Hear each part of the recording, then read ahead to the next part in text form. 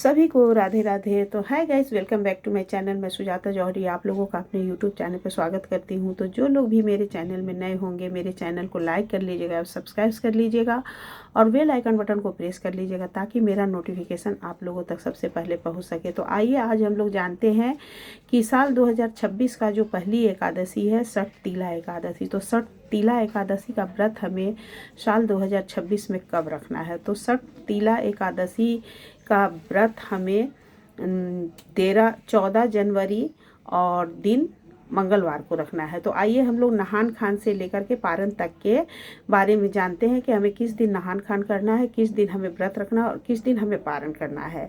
तो साल 2026 में हमें 13 जनवरी के दिन हमें नहान खान करना है और नहान खान के दिन हमें अपने बाल धुल करके नहा लेना है, क्योंकि एकादशी को बाल नहीं धुलना चाहिए। और फिर उसके बाद से हमें उस दिन सात्विक भोजन करना है, मतलब कि हमें लहसुन प्याज उस दिन नहीं ग्रहण करना है। और शाम के समय में हमें, दिन में यदि आप चावल खाती हैं तो खा लीजिए, लेकिन रात्रि में आप चावल मत खाइएगा। तो इस तरह से हमारी नहान खान हो जाती है। उसके बाद से हमें 14 जनवरी के दिन हमें व्रत रखना है। तो साल 2026 में 14 जनवरी के दिन मकर संक्रांति भी है, लेकिन एकादशी पड़ने की वजह से मकर संक्रांति 15 जनवरी को मनाई जाएगी, क्योंकि उस दिन ना तो आप खिचड़ी खाने पाएंगी, ना आप चूड़ा खाने पाएंगी, क्योंकि एकादशी के दिन जो लोग चावल नहीं खाते हैं वो तो नहीं ही मनाएंगे और जो लोग खाते हैं वो मना सकते हैं। तो हमें 14 जनवरी के दिन एकादशी का व्रत रखना है और व्रत का पारण हमें 15 जनवरी को करना है। तो 14 जनवरी के दिन हमें व्रत रहना है। तो व्रत रहने में हमें पूजा करनी है। पूजा आप विष्णु भगवान की, लड्डू गोपाल की सेवा जिनके घर में है वो लोग लड्डू गोपाल जी को भी विष्णु भगवान की जी के साथ में रख करके पूजा करेंगे। और मैं तो देखिए अपने हर एक वीडियो में यही बताती हूँ कि मैं पूजा जहाँ मेरे भगवान जी हैं, जहाँ मेरे विष्णु भगवान हैं, जहाँ मेरे लड्डू गोपाल जी हैं, जहाँ मेरे लक्ष्मी गणेश जी हैं, मैं वहीं पे सभी देवता का पूजा कर देती हूँ, क्योंकि प्रत्येक महीने में हमारे यहाँ एकादशी के व्रत रहते हैं। तो इस तरह से जहाँ है वहीं पे मैं पूजा कर देती हूँ। तो पूजा में हमें उस दिन फल चढ़ाना चाहिए।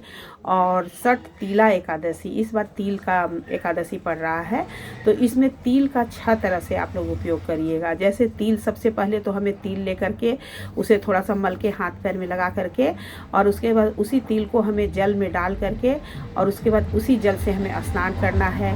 फिर हमें जो भगवान को भोग लगाना है उसमें भी हमें तिल का उपयोग करना है। आप तिलकुटा बना लीजिएगा या तो मार्केट से आप तिल का लड्डू मंगा लीजिएगा, उसे भगवान को भोग लगाइएगा। और उसके बाद हमें तिल का दान भी करना है। तिल का दान हमें उस दिन ज़रूर से करना चाहिए, उस दिन करिए या तो फिर आप पारण के दिन भी करिए। तो इस तरह से हमें तिल का उपयोग उस दिन करना चाहिए। और जैसे व्रत रह के शाम में, दिन में आप एक बार फलाहार ले सकती हैं और एक बार आप रात्रि में भी फलाहार ले लीजिएगा।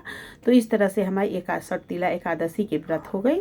और दूसरे दिन हमें 15 जनवरी के दिन पारण करना है। तो 15 जनवरी को बृहस्पतिवार है और उस दिन हमें पारण हमें सुबह सवेरे ही सूर्योदय होने के बाद से आपको हम पारण कर लेना है। तो पारण करने में हमें सबसे पहले अपने हाथ में थोड़ा सा जल और तुलसी दल लेकर के सबसे पहले हमें उसे घोटना होता है। उसके बाद से आप दाल चावल जो भी आपको खाना है वो खाइएगा। और खाने से पहले हमें सीधा निकाल लेना है। आप या तो सीधा निकाल करके किसी ब्राह्मण को दे दीजिए, या तो आप किसी ब्राह्मण को अपने घर में बुला करके उन्हें भोजन करवाइए। तो इस तरह से हमें नहान खान, व्रत और पारण करना है। तो दोस्तों, यदि आप लोगों को मेरा वीडियो अच्छा लगा होगा तो मेरे वीडियो को लाइक कर दीजिएगा, कमेंट कर दीजिएगा एवं शेयर करिएगा। और सभी को षठ तीला एकादशी की ढेर सारी शुभकामनाएं।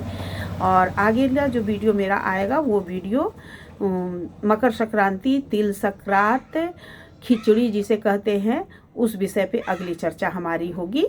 तो